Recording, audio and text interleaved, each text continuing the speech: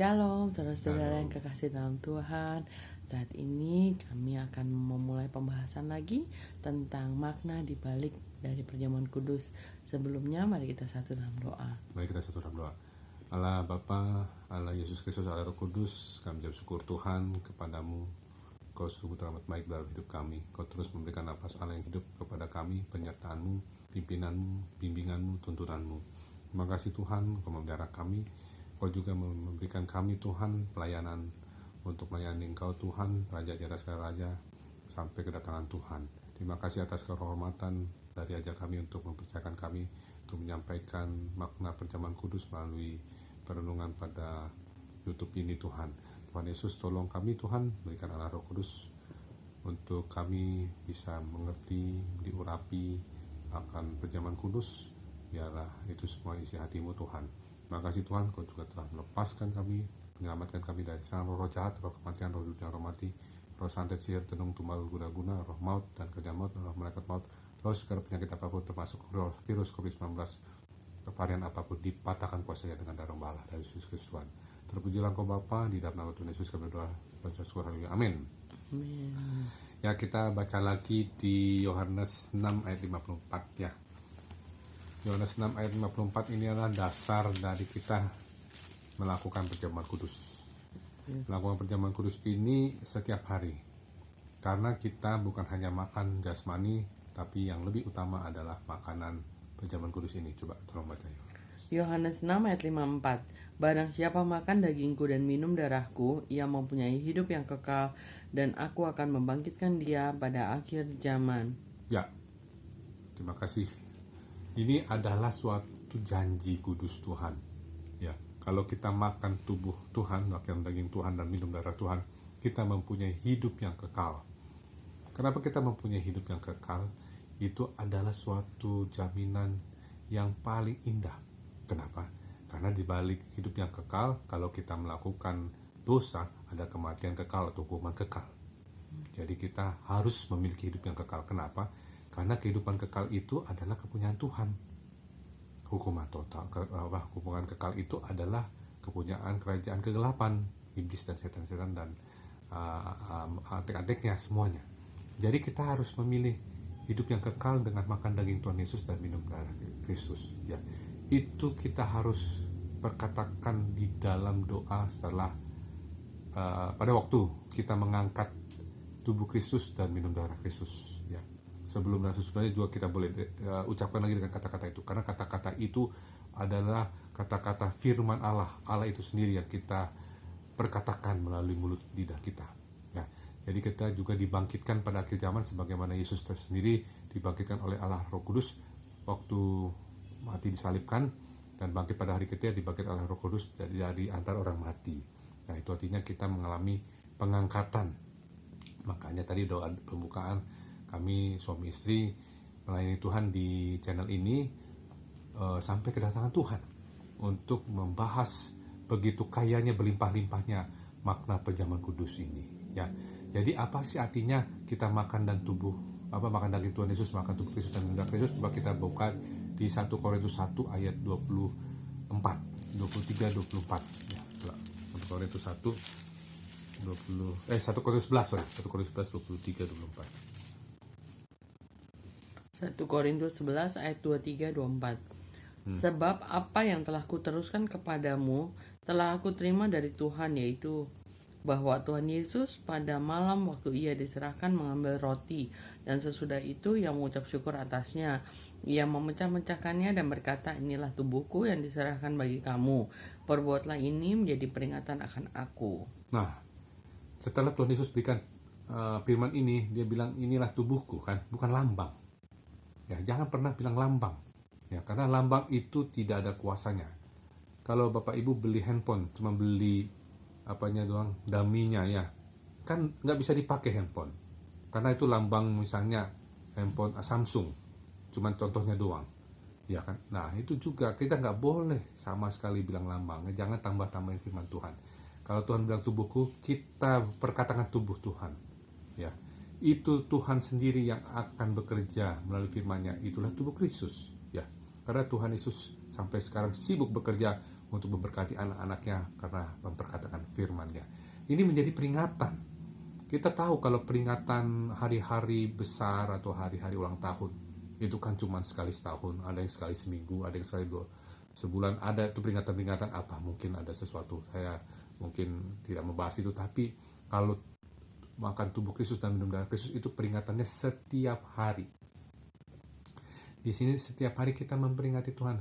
Supaya apa? Supaya kita ingat bahwa Tuhan Yesus itu kematiannya telah menggantikan kematian kita. Kita ulangin. Karena kita kenapa makan tubuh Kristus, minum darah Kristus, kita mengingat. Peringatan kan ingat, peringatan, ingat dari kata per dan tan. Peringatan. Jadi diingat. Kita mengingat kematian Tuhan Yesus Kristus menggantikan kematian kita. Ya, supaya kita tidak mati jasmani maupun mati rohani. Ya, ini janji Tuhan luar biasa.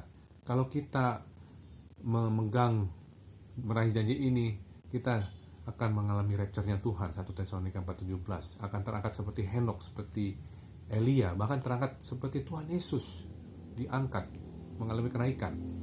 Karena nanti Tuhan Yesus akan datang di awan kemuliaan Tuhan. Nanti ada firman-Nya, cuman saya nggak bahas ke situ.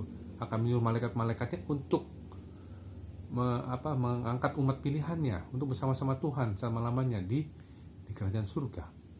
Ini kita harus peringati ini tuh apa setiap hari. Kalau kita makan tubuh Kristus, minum darah Kristus, kita peringati, oh betapa Tuhan luar biasa baiknya, kematiannya menggantikan kematian kita, kematian Tuhan Yesus Kristus menggantikan kematian kita.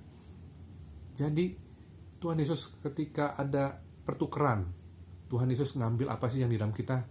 Ngambil dosa kita, ngambil sakit penyakit kita, ngambil kutuk kematian, kutuk hukuman kekal, ditanggung di dalam kematian Kristus. Manusia dikasih apa setelah Tuhan Yesus ambil semua? Dikasih damai sejahtera, dikasih keselamatan, dikasih hidup yang kekal.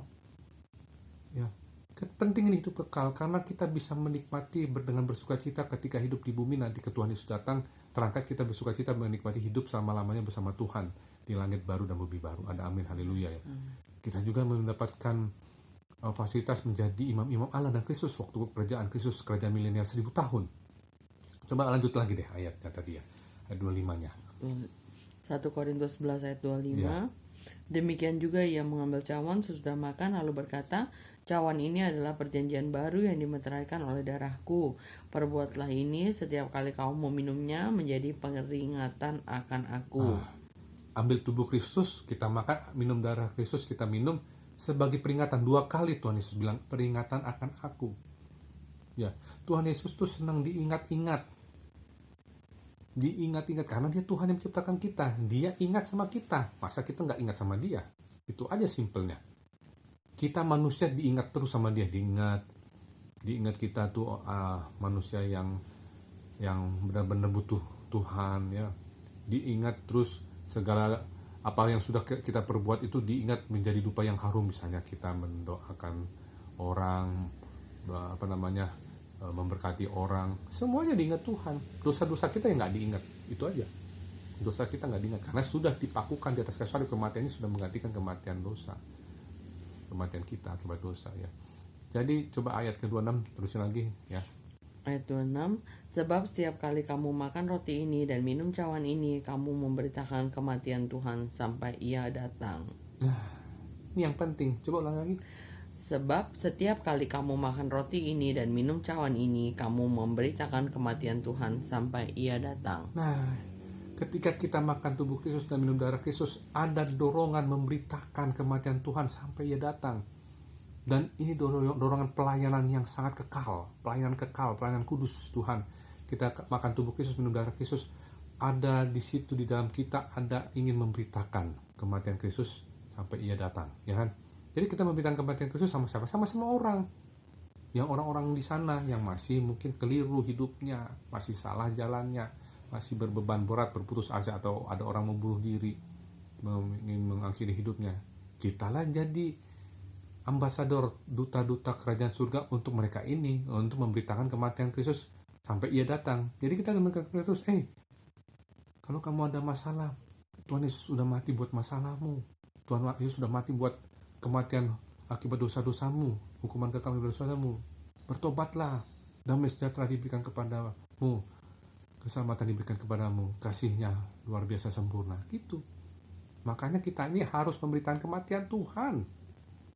Saya ulangi, kita harus, bukan pilihan mau ini hamba Tuhan saja atau pendeta atau majelis. Bukan, kita anak Tuhan memberitakan kematian Tuhan. Inilah Injil sejati. Memberitakan kematian Tuhan adalah kematian Tuhan menggantikan kematian semua manusia. Jadi dosa apapun, buruk apapun, dosa itu bisa digantikan Tuhan oleh kematiannya di atas kayu salib. Dan kematiannya itu kekal sampai kedatangan Tuhan, dibilang kan? Itu janjinya sampai kedatangan Tuhan. Kematian Tuhan itu berlaku, janjinya Tuhan tuh untuk menggantikan kematian kita. Tapi juga jangan kita mempermainkan Tuhan ya. Jangan, Allah tidak suka dipermainkan. Maksudnya kita tobat kumat dosa nggak boleh ya. Walaupun kita daging lemah, minta Roh Kudus supaya memberikan kekuatan. Roh Kudus pasti mengisapkan kita. Jadi tugasnya Roh Kudus itu mengisapkan kita akan dosa, kebenaran, dan penghakiman. Akan dosa supaya jangan kita berbuat dosa. Akan kebenaran, firman Tuhan yang dibaca, kita pelihara firman Tuhan itu dimunculkan ya untuk supaya menjangkau jiwa-jiwa. Dan akan penghakiman, bahwa Tuhan Yesus akan menjadi hakim dan dia akan menghakimi orang-orang, semua orang ya. Dan nama kita selalu terdapat dalam kitab kehidupan anak domba Allah itu ya. Jadi kita makan tubuh Kristus, minum darah Kristus, itu ada dorongan untuk memberitakan kematian Kristus sampai ia datang. Memberitakannya kemana sih Pak, Bu? Kematian Kristus kita beritakan ke siapapun juga yang kita beritahukan. Makanya kita akan jadi terang di tengah-tengah bangsa-bangsa, di tengah bangsa-bangsa kita sendiri, bangsa yang tidak mengenal Allah, bahkan seluruh bangsa-bangsa ya. Oke, Tuhan Yesus memberkati. Mungkin kita satu dalam doa ya. Bapak di surga, terima kasih Tuhan, Engkau sungguh baik bagi kami. Kami bersyukur Engkau sungguh memberikan firman Tuhan ini untuk menjadi rema dalam hidup kami. Kami yang terus makan tubuh Kristus, daging Tuhan Yesus, dan minum darah Kristus, kami bersyukur Tuhan, kami mendapatkan jaminan kehidupan kekal. Kami hidup kekal ini Tuhan, artinya dalam tubuh, sel-sel tubuh kami dari ujung rambut kaki mendapatkan hidup yang kekal. Artinya sel-sel tubuh kami disehatkan, dihidupkan, tidak ada yang mati, tidak ada disfungsi, malfungsi, semua dari ujung rambut sel-sel tubuh kami sehat, hidup, kekal selama-lamanya karena janji Tuhan Yesus. Dan Tuhan Yesus akan membangkitkan kami pada akhir zaman, kami mengalami rapture-nya Tuhan. Terima kasih Tuhan, kami yang makan tubuh Kristus, minum darah Kristus, kami terus memperingatkan Engkau Tuhan, karena Engkau Tuhan, kematian-Mu Yesus Kristus telah menggantikan kematian kami. Kematian Kristus telah menggantikan kematian kami. Oh, betapa indahnya, betapa kami bersyukurnya kasih-Mu yang luar biasa Tuhan. Engkau menggantikan kematian kami, Engkau menggantikan hukuman kekal, hukuman dosa-dosa. Engkau sudah menggantikan kematian kami sehingga kami memperoleh hidup yang kekal bersama Tuhan. Terima kasih Tuhan, meteraikan firman Tuhan ini menjadi kudus, kekal selama-lamanya. Kami terus memelihara firman Tuhan ini selama-lamanya. Dalam nama Tuhan Yesus, berkati orang-orang yang menyaksikan program ini, biarlah mereka mengambil langkah iman untuk selalu tiap hari makan tubuh Kristus, minum darah Kristus. Dalam nama Tuhan Yesus kami berdoa, syukur, haleluya, amin. Sampai jumpa untuk program berikutnya. Tuhan Yesus memberkati. Shalom.